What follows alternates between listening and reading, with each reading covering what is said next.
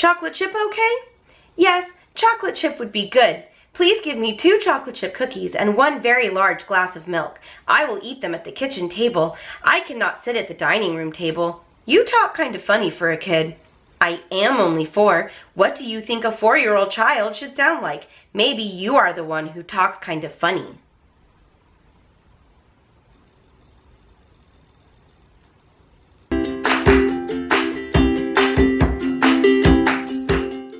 Hello everyone, my name is Kitty Masters and today we're talking dialogue. And this is really, really bad dialogue. Don't ever do this. Don't ever do this. Ever. Writing dialogue is pretty much the hardest thing you can possibly do in writing next to finishing a novel. But I want to help you out because I know how hard they can be. So today we're going to talk about some tips and tricks and ways to make your dialogue sound more like someone talking in real life. Yay! When writing dialogue, the most common thing we use is dialogue tags. Dialogue tags are the standard he said, she said, he asked, she asked.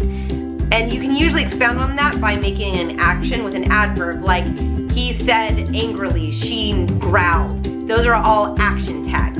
One of the most common mistakes people will make when they're first writing books is to use a ton of action tags. That's okay because you're learning. So what that looks like when you're doing that is, wow, she said. Isn't it cool? He asked. I don't know.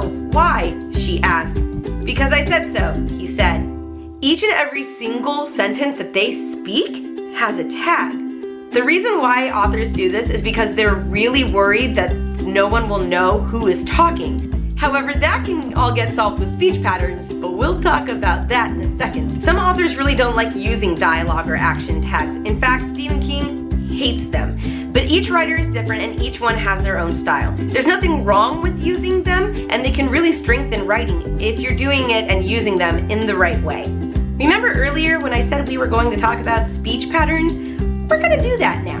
What speech patterns and vocabulary does is denote who's talking and gives a unique voice to each character so that you don't have to use tags all the time. That's why really good authors, when you're reading a book by them, they can start writing dialogue and there'll be 4 or 5 lines where they're just talking and there's no tag, no action, but you know exactly who's talking. And the reason you know exactly who's talking is because they have a certain speech pattern and vocab that they use that you know only that character uses. It just takes practice, honestly, and listening to people is a really good idea. Just go to stores and coffee shops and just listen to people talk and see how they talk. And hopefully that will then translate sooner or later into different types of speech patterns and vocab patterns for your characters. I want to point out that Mark Twain was famous for being able to put down into words all of the Southern accents when he did them. He actually got a lot of flack at first because he was spelling it wrong, but really what he was doing it was spelling it the way he heard it because they didn't pronounce it the way you would traditionally write it. So if you're ever worried when you're writing a character and their speech that maybe they like slur or maybe they stutter or maybe they have some form of accent and they say something that phonetically will look wrong when you spell it, but how you say it, that's how it sounds, that's fine. Ignore the squiggly red line. It's totally okay to do that. That's what'll make your character unique and memorable so that when they're speaking, you don't need to use that tagline. They'll be like, ah, they said that thing, I know who it is. Speaking of speech patterns, let's talk about talking heads.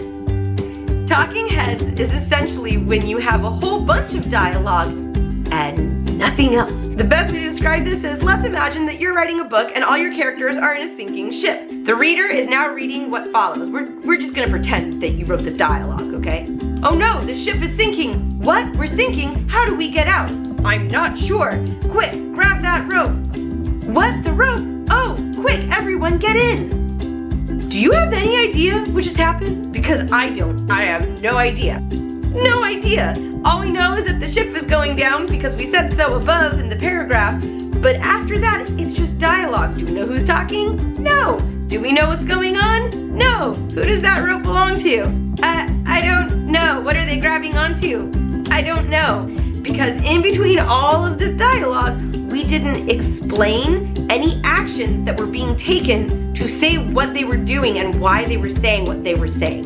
A rule of thumb I have for myself is to have 4 lines at most, especially if it's something witty, like witty banter, where it doesn't necessarily need a tag or an action with it.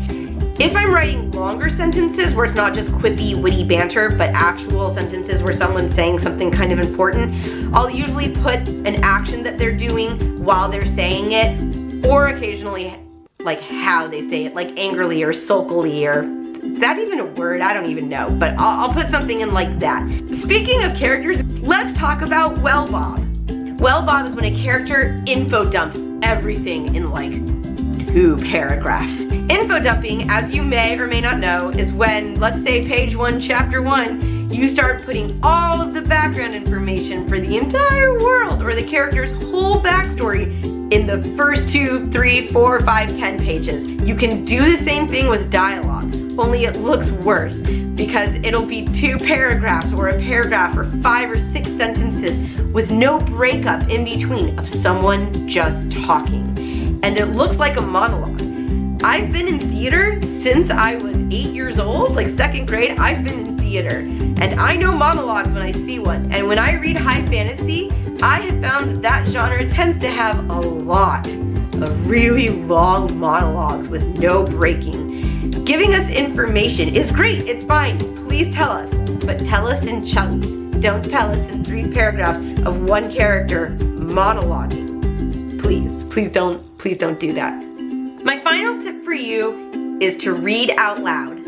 Reading out loud is really, really important. Probably the most important thing you can do when you're trying to write believable dialogue. A lot of writers get really stuck in their own head, and I do it too. When you're reading it to yourself in your head after you've written it, it seems good, it seems great.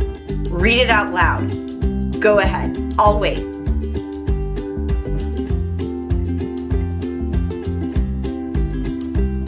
How did it sound? Was it a little awkward to say? Did it kind of not roll off your tongue very easily? That means you have a dialogue problem. Read it out loud on your computer, see if it flows well, and if it doesn't, fix it. If it does, print it out on paper, read it, and see if it still flows well. Because your brain will catch things like on paper that for some reason it never seems to catch when it's on your computer. All right, those are about all the dialogue tips I have for you today. If there's anything I didn't cover that you really wanted to know about dialogue, please let me know in the comments below and I'll see if I can help you or try and clarify anything that might have seemed confusing. Or consequently, if you have any ideas yourself or tips or tricks or hacks for dialogue or making dialogue better, go ahead and leave that in the comments below as well so we can all be better at dialogue. Thank you for giving me some time out of your day to watch this. I truly appreciate it. If you liked it, go ahead and give it a thumbs up. If you really liked it, subscribe. And if you really, really liked it and want to support me in these videos and my writing and all of that, you can always buy my books or go on my writer Patreon and subscribe, where you'll get to see all these videos a day early than when they air on YouTube and a whole bunch of other really fun goodies. All of those links will be in the description box below. I appreciate your time. I really hope I helped, and I will see you in the next video. Cheers!